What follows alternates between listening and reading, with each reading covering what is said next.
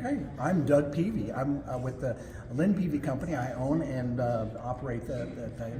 We had Dale out here today, and he was an amazing, high energy talker, which is good for doing that. But he was talking about business valuations.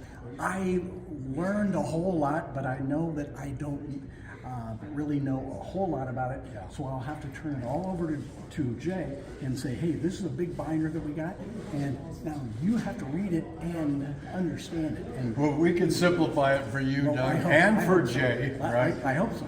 And Jay's my control. I have to tell you that he didn't get in until 3:30 this morning, and yet he came to the Vistage meeting. That's how important a Vistage meeting is to the members, and I want to tell you, it's probably the most important decision you can make as an executive to join and find a Vistage group, not only for your personal gain and improvement, but for your business gain. As a chair, my members had a 5 to 10x in the 8 years that I was a chair.